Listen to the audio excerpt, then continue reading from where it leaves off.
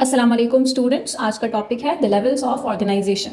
आज हम पढ़ेंगे कि किस तरीके से डिफरेंट एटम्स मिलकर एक ऑर्गेनिज्म बनाते हैं और किस तरीके से डिफरेंट ऑर्गेनिजम्स मिलकर कंप्लीट बायोस्फीयर बनाते हैं।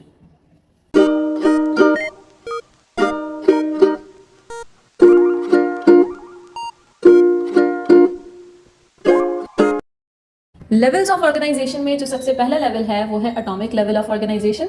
और आपको पता है कि एटम जो है वो बनता है इलेक्ट्रॉन, प्रोटॉन और न्यूट्रॉन से, जो कि सब एटॉमिक पार्टिकल्स हैं। स्टूडेंट्स, एक बात याद रखिएगा कि जितने भी मैटर्स हैं वो सब एलिमेंट से बनते हैं और elements are composed of atom. इस तरीके से एटम हमारे पास बेसिक लेवल ऑफ ऑर्गेनाइजेशन है। ठीक है, टोटल हमारे पास 16 एलिमेंट्स होते हैं जिन्हें हम बायो एलिमेंट कहते हैं, जो पूरी लाइफ के लिए वाइटल हैं।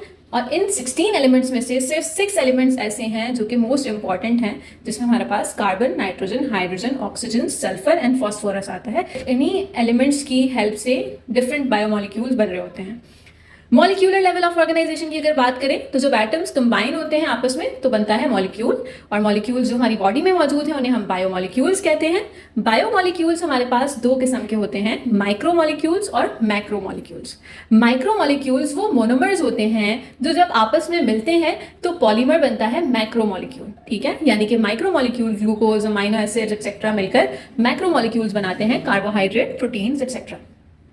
जब डिफरेंट मॉलिक्यूल्स एक साथ काम करते हैं तो प्रोटोप्लाज्म बनता है। और प्रोटोप्लाज्म जब इनक्लोज होता है किसी भी मेम्ब्रेन में तो उसे हम सेल कहते हैं। तो इस तरीके से हमारे पास तीसरा लेवल आता है, cellular level of organisation. Students, ये बात याद रखिएगा, अपने कॉन्सेप्ट्स को इस हवाले से क्लियर रखिएगा कि जब प्रोटोप्लाज्म और सेल मेम्ब्रेन कंबाइन होते हैं तो सेल बनता है। अगर सेल पर सेल मेम्ब्रेन नहीं लगी हुई तो उस पार्ट को हम कहते हैं प्रोटोप्लाज्म। ठीक है, एक और डेफिनेशन है कि साइटोप्लाज्म और न्यूक्लियस का जो पार्ट होता है विदाउट सेल मेम्ब्रेन, उस पार्ट को हम कहते हैं प्रोटोप्लाज्म। जब प्रोटोप्लाज्म पे एनक्लोज्ड होती है सेल मेम्ब्रेन तो इसे हम कहते हैं सेल। और सेल हमारे पास बेसिक स्ट्रक्चरल और फंक्शनल यूनिट ऑफ लाइफ है, यानी इस लेवल से हमारे पास लाइफ या लिविंग ऑर्गेनिज्म का वजूद हुआ है। एटम्स या मॉलिक्यूलर लेवल पे हमारे पास लाइफ एग्जिस्ट नहीं करती थी। फॉर एग्जाम्पल, अगर एक टेबल है तो उस टेबल में भी एटम्स हैं। टेबल भी क्योंकि मैटर है तो एलिमेंट से मिलकर बनी हुई है, लेकिन उसकी जो मॉलिक्यूल्स हैं वो इस तरह से काम नहीं कर रहे कि एक लिविंग सिस्टम बनता हो, इसलिए जो टेबल होती है वो नॉन लिविंग है। तो लिविंग ऑर्गेनिज्म के लिए ज़रूरी है कि बेसिक यूनिट ऑफ जो स्ट्रक्चरल या फंक्शनल यूनिट होगा वो सेल होगा। इसी तरीके से जब डिफरेंट सेल्स आपस में एक जैसा फंक्शन परफॉर्म करते हैं तो वो टिश्यूज बनाते हैं। डिफरेंट टिश्यूज जब सेम फंक्शन परफॉर्म करते हैं तो वो ऑर्गन्स बनाते हैं। डिफरेंट ऑर्गन्स जब सिमिलर फंक्शन परफॉर्म कर रहे होते हैं तो ऑर्गन सिस्टम बनता है। और डिफरेंट ऑर्गन सिस्टम्स जब कोऑर्डिनेटली काम कर रहे होते हैं तो एक मल्टी सेल्यूलर ऑर्गेनिज्म बनता है। स्टूडेंट्स, नेक्स्ट लेवल है टेक्सोनॉमिकल लेवल। यहाँ से अब जितने भी फर्दर लेवल्स हम पढ़ेंगे उसमें ग्रुप ऑफ ऑर्गेनिज्म डिस्कस करेंगे, क्योंकि हम मल्टी सेल्यूलर ऑर्गेनिज्म तक पढ़ के आए हैं। ठीक है, अब टेक्सोनॉमिकल लेवल में जो ग्रुप ऑफ ऑर्गेनिज्म होता है उसे हम स्पीशी कहते हैं। और स्पीशी की डेफिनेशन ये है, group of organism with similar morphology and can produce fertile offsprings when इंटरब्रीडेड।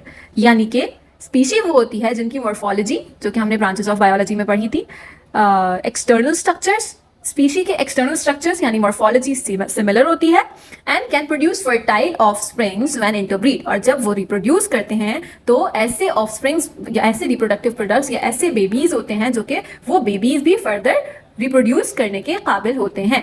ऐसी कंडीशन के लिए हम जो टर्म यूज करते हैं वो है फर्टाइल, यानी कि आगे रिप्रोड्यूस कर सकें। नेक्स्ट लेवल है पॉपुलेशन लेवल, जिसका जो ग्रुप ऑफ ऑर्गेनिज्म है वो पॉपुलेशन है।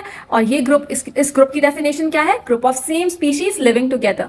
फॉर एग्जांपल, आपकी बुक में एग्जांपल थी कि एक ट्री पर सेम स्पीशी ऑफ पैरट्स रहते हैं तो वो पॉपुलेशन कहलाएगा। कम्युनिटी की बात करें तो कम्युनिटी होता है group of different species living together. मतलब अगर उसी ट्री पर डिफरेंट स्पीशीज ऑफ बर्ड्स रह रही हैं, पैरट्स भी हैं, पिजन्स भी हैं, क्रोज भी हैं, ये इवन पैरट्स हैं, मंकीज हैं, तो इस तरीके से हमारे पास एक कम्युनिटी बिल्ट होती है जिसमें डिफरेंट स्पीशीज होती हैं। नेक्स्ट है एनवायरमेंटल लेवल या इकोसिस्टम। इसमें जो कम्युनिटीज होती हैं, जब वो एक साथ खुद भी रह रही होती है, communities living together with their non living environment. Non living environment में हमारे पास वाटर, सॉइल एक्सेट्रा, वो सारी चीज़ें आ गई जो हमने ब्रांचेस ऑफ बायोलॉजी में, एनवायरमेंटल बायोलॉजी में पढ़ी थी कि नॉन लिविंग एनवायरनमेंट के साथ किस तरह से इंटरेक्शन होता है। तो वो जो इंटरेक्शन था उसी लेवल को हम एनवायरमेंटल लेवल कहते हैं। लास्ट हमारे पास बायोस्फीयर है।